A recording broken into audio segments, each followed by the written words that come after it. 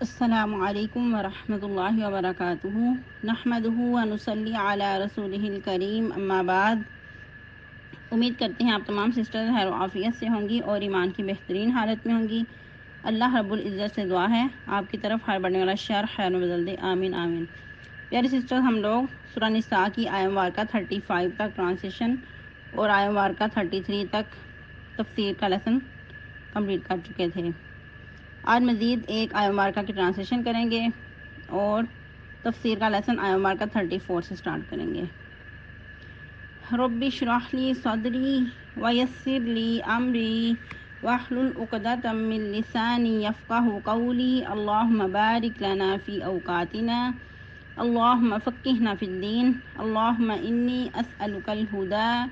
والتقی والعفاف والغنی اللہم الہمنی رشدی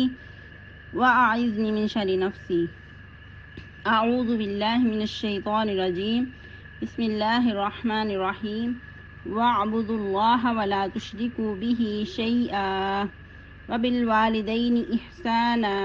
وبذي القربى واليتامى والمساكين والجار ذي القربى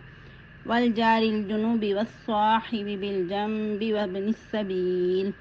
وما ملكت أيمانكم ان اللہ لا يحب من کان مختالا فخورا۔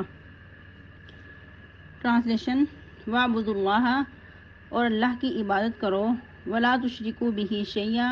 اور نہ شریک ٹھہراؤ ساتھ اس کے کسی چیز کو، وَبِالْوَالِدَيْنِ إِحْسَانًا، اور والدین کے ساتھ احسان کرو، وَبِذِي الْقُرْبَى، اور قرابت والوں کے ساتھ، وَالْيَتَامَى، اور یتیموں کے ساتھ، وَالْمَسَاکِین، اور مسکینوں کے ساتھ، والجار ذی القربى، اور ہمسائے رشتہ داروں کے ساتھ، والجار الجنوبی، اور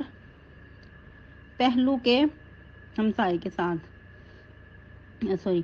اور اجنبی ہمسائے کے ساتھ، والصاحب بالجنب، اور پہلو کے ہمسائے کے ساتھ، وابن السبیل،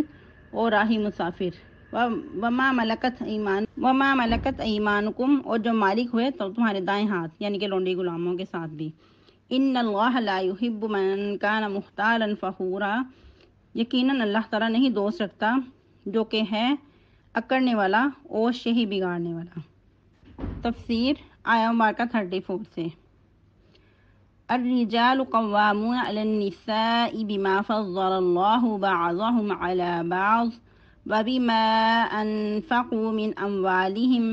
فالصالحات قانتات حافظات للغیب بما حفظ اللہ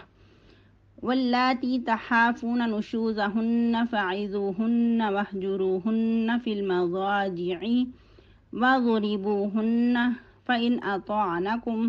فلا تبغوا علیہن سبیلا ان اللہ کان علیا کبیرا۔ ہمارا دین اسلام بہت ہی خوبصورت مذہب ہے، اسی لیے اس کو تمام دینوں پہ غالب کیا گیا، اور اسی لیے کہا گیا کہ اسلام کے علاوہ اگر کوئی اور دین پیش کرے گا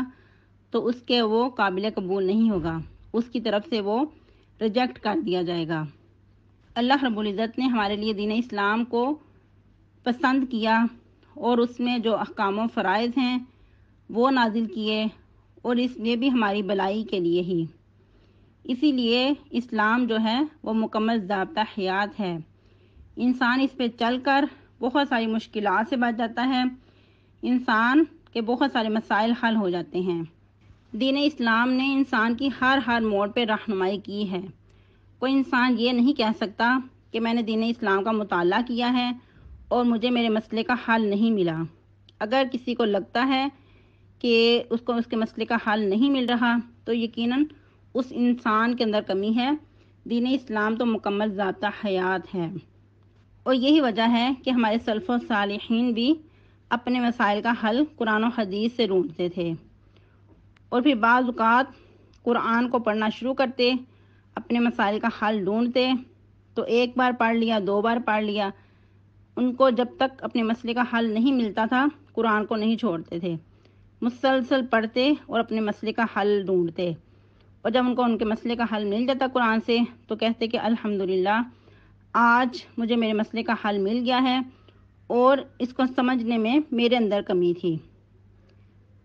کیونکہ انہوں نے واقعی دل سے تسلیم کر لیا تھا کہ دین اسلام ہمارے لیے مکمل ضابطہ حیات ہے۔ لیکن افسوس کے ساتھ کہ آج ہم لوگ کس لیے بھٹک گئے ہیں، کس لیے پریشانیوں اور مسائل کا سامنا ہے کہ ہم نے دین اسلام کو دل سے قبول نہیں کیا۔ زبانی کلامی تو کہہ دیا کہ ہم مسلمان ہیں، ہم نے اس کو تسلیم کیا ہے، لیکن دل کے اندر کہیں نہ کہیں رنجشیں باقی ہیں، کہیں نہ کہیں اس کو تسلیم کرنے کے لیے دل کے اندر کمی ہے۔ اسی لیے اللہ رب العزت نے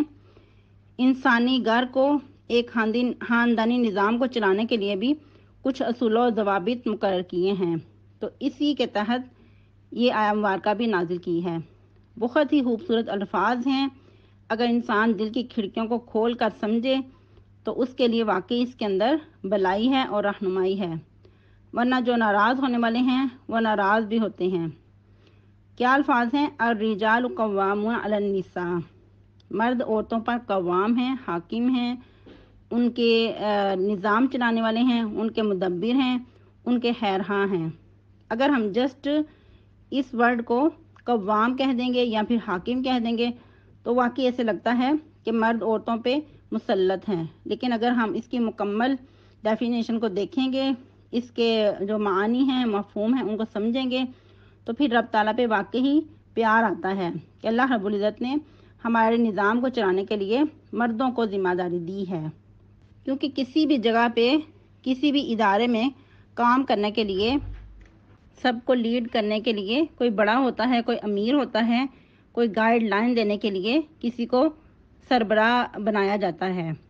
تو ایک خاندانی نظام چلانے کے لیے بھی شوہر کو یہ ذمہ داری دی گئی ہے کہ وہ گھر کا سربراہ ہے، قوام ہے، حاکم ہے، نگران ہے۔ اس کے بہت سارے معنی ہو سکتے ہیں۔ پھر ساتھ ہی کیا فرما دیا؟ بما فضل اللہ بعضهم علی بعض، اس وجہ سے کہ اللہ رب العزت نے فضیلت دی ہے بعض کو بعض پر، یعنی کہ ہر انسان کو ایک دوسرے پہ فضیلت ہے، برتری ہے، لیکن اس میں کوئی انسان تکبر یا غرور کا شکار نہ ہو، نہ حسد کا شکار ہو، جس طرح کہ ہم نے حال ہی میں پیچھے بھی پڑھا تھا آیت مبارکہ 32 میں، وَلَا تَتَمَنَّوْا مَا فَضَّلَ اللَّهُ بِهِ بَعْضَكُمْ عَلَى بَعْضٍ، کہ نہ تم آرزو کرو یا نہ تم ایک دوسرے پہ حسد کرو کہ جو اللہ نے تمہیں ایک دوسرے پہ فضیلت دی ہے۔ ادھر بھی کیا بتایا گیا تھا کہ مردوں کے لیے وہی حصہ ہے جو کچھ وہ کماتے ہیں، اور عورتوں کے لیے بھی اس میں سے حصہ ہے جو کچھ وہ کماتی ہیں، کہ ہر انسان کو اس کی کمائی کا بدلہ ملے گا۔ ادھر بھی کیا فرمایا کہ مردوں کو اس لیے قوام حاکم بنایا گیا ہے کہ جو اللہ رب العزت نے ایک دوسرے پہ فضیلت دی ہے۔ اور سورہ بقرہ کے بھی 2 پارے کے لاسٹ پہ ہم نے پڑھا تھا کہ وہ علیہن درجہ، کہ البتہ مردوں کو عورتوں پہ ایک درجہ حاصل ہے، ایک درجہ ان کو فضیلت ہے۔ ادھر بھی عورتوں کی بات، حقوق کی بات کی، لیکن ساتھ ہی واضح کر دیا کہ البتہ مردوں کے عورتوں کی نسبت کچھ حقوق زیادہ ہیں، یعنی کہ ایک درجہ ان کو فضیلت حاصل ہے، لیکن ایسا نہیں کہ عورتوں پہ کچھ ظلم ہو جائے یا ان کے حق میں کمی کی جائے۔ تو ادھر اللہ رب العزت نے مزید وضاحت کر دی کس لیے مردوں کو ایک درجہ حاصل ہے، یا کس لیے ان کو فضیلت ہے، بما انفقوا من اموالہم، اور اس وجہ سے کہ وہ اپنے مال خرچ کرتی ہیں۔ اس سے کیا پتہ چلا کہ جو گھر کے نان نفقے کی ذمہ داری ہے وہ مردوں کی ہے، نہ کہ عورتوں کی۔ یہ باری ذمہ داری مردوں کو دے کر عورتوں کو کیا سکھایا گیا کہ وہ اپنے گھروں میں 4 دیواری میں رہیں، اسی لیے وہ پھر محفوظ ہوں گی، اور جو باہر کی ذمہ داری ہے وہ مردوں کو دی گئی۔ احادیث سے بھی پتہ چلتا ہے کہ مرد کی ایک شوہر کی ذمہ داری مہر دینا بھی ہے اور بیوی کے نان نفقے کو بھی پورا کرنا ہے، اور نکاح کی بھی شرط اسی میں لگائی گئی کہ اگر وہ مہر پورا دے سکتا ہے اور نان نفقہ پورا کر سکتا ہے تو پھر وہ ضرور نکاح کرے۔ اور دوسرا یہ بھی کہ مرد عورت کی نسبت زیادہ طاقتور ہے، اس کو اللہ رب العزت نے باری ذمہ داری دی ہے تو اس کو جسمانی قوت بھی زیادہ عطا کی ہے۔ عورتیں مردوں کی نسبت نازک ہیں، ان کے مزاج میں اگرچہ کچھ زیادہ ان کو صلاحیتوں سے نوازا گیا ہے، لیکن قوت کے اعتبار سے مردوں کی نسبت عورتیں کمزور ہیں۔ مردوں کو زیادہ قوت عطا کی گئی ہے۔ اور مزید بھی دیکھا جائے اور باقی حکومتی سطح پہ بھی تو یہ ذمہ داری مردوں کو دی گئی ہے کہ مرد مسلمانوں پہ خلافت کریں گے۔ مسلمانوں کے جو خلیفہ ہیں، جو امیر ہیں، وہ مرد ہیں۔ عورت کسی ملک پہ، کسی قوم پہ حکمرانی نہیں کر سکتی، بلکہ اس میں بھی واضح حدیث موجود ہے۔ رسول اللہ صلی اللہ علیہ وسلم نے کیا فرمایا؟ لَن يُفْلِحَ قَوْمٌ وَلَّوْا أَمْرَهُمْ امْرَأَةً، کہ وہ قوم ہرگز فلاح نہیں پا سکتی جن کے امور کی ذمہ داری عورت کو دی جائے، کیونکہ جن صلاحیتوں سے اللہ رب العزت نے مرد کو نوازا ہے، عورت کے اندر وہ صلاحیتیں نہیں ہیں۔ عورت کی مزاج میں تحمل مزاجی کم اور جذباتیت زیادہ ہوتی ہے۔ عموماً عورتیں بڑے بڑے فیصلوں کے وقت جلدی ہائپر ہو جاتی ہیں، اور جو مسائل ہوتے ہیں، جو معاملات ہوتے ہیں، ان کو جلدی نہیں سمجھ پاتی۔ اور اس کے علاوہ بھی عورت پہ ایسے مراحل آتے رہتے ہیں کہ جو عورت کے مزاج کو کمزور کرتے ہیں، جس طرح کہ ہر مہینے ماہواری کا آنا، یا پھر پریگنینسی کی مرحلے سے گزرنا، یا پھر رضاعت کے مرحلے سے گزرنا، تو یہ سب کچھ کیا ہے کہ عورت کو کمزور کر دیتے ہیں۔ وہ بڑے بڑے فیصلے سر انجام دینے سے قاصر ہوتی ہے۔ تو اس لیے اللہ رب العزت نے بڑے بڑے جو فیصلے ہیں، جو بڑی بڑی ذمہ داریاں ہیں، وہ مرد کو دی ہیں، اور گھر کی جو ذمہ داری ہے، بچوں کی دیکھ بھال کرنا، ان کی تربیت کرنا، گھر کے باقی معاملات کو نمٹانا، یہ عورت کی ذمہ داری لگائی، اور مرد کو باہر کے کاموں کے لیے قوام بنا دیا کہ باہر کی بڑی ذمہ داریاں مرد سنبھالے، اور گھر کی جو باقی دیکھ بھال ہے، اگرچہ وہ بھی بہت بھاری ذمہ داری ہے، لیکن باہر کی ذمہ داریوں کی نسبت وہ کم ہیں، وہ آسان ہیں۔ تو عورت کو کیا کہا گیا؟ گھر کی ملکہ بن کر گھر کی چار دیواری میں رہے اور محفوظ رہے۔ پھر مزید عورتوں کی کیا خوبیاں بتائی گئیں؟ فالصالحات قانتات حافظات للغیب بما حفظ اللہ، تو جو نیک عورتیں ہیں، جو فرما بردار ہیں، وہ شوہروں کی غیر موجودگی میں حفاظت کرتی ہیں، اس وجہ سے کہ جو اللہ نے ان کی حفاظت کی، یا اللہ نے جو ان کو ذمہ داری دی ہے۔ اس میں بھی نیک عورتوں کی بہت ساری خصوصیات بھی بتائی گئیں، جو کہ ہمیں احادیث مبارکہ سے ملتی ہیں، جس طرح کہ نبی صلی اللہ علیہ وسلم نے فرمایا کہ بہترین بیوی وہ ہے کہ جب تم اس کی طرف دیکھو تو تمہیں خوش کر دیں، جب تم اسے کسی بات کا حکم دو تو وہ تمہاری اطاعت کریں، اور جب تم گھر میں موجود نہ ہو تو تمہاری غیر موجودگی میں تمہاری مال اور اپنی عزت و عصمت کی حفاظت کریں۔ پھر مزید اس کے بعد نبی صلی اللہ علیہ وسلم نے یہ آیت مبارکہ کی تلاوت کی، الرجال قوامون علی النساء۔ اسی لیے مزید نبی صلی اللہ علیہ وسلم نے نیک بیوی کو دنیا کی بہترین متاع کہا، کہ دنیا کا تمام مال و اسباب متاع ہیں، ضرورت کی چیزیں ہیں، لیکن جو نیک بیوی ہے وہ سب سے بہترین متاع ہے۔ اور مزید بھی بے شمار حدیث مبارکہ ہیں، جس طرح کہ آپ فرمایا کہ جو عورت 5 وقت کی نماز ادا کرے، رمضان کے روزے رکھے، اور اپنے شوہر کی غیر موجودگی میں اپنی عزت کی حفاظت کرے، اپنے شوہر کے گھر کی دیکھ بھال کرے، تو کیا فرمایا کہ اس کو 8 دروازوں میں سے اختیار ہے کہ جس دروازے چاہے وہ گزر جائے، یعنی کہ ایسی عورت کو بھی جنتی عورت کہا گیا۔ سبحان اللہ، کتنی تھوڑی ذمہ داری اور کتنا بڑا اجر رکھا گیا۔ پھر مزید نیک بیوی کی کچھ اور خصوصیات، کہ اگر اس کا شوہر موجود ہو تو اس کی اجازت کے بغیر نفلی روزے رکھنے کی بھی اس کو اجازت نہیں ہے۔ پھر مزید کہ جب اس کا شوہر اس کو بلائے تو اس کو فوراً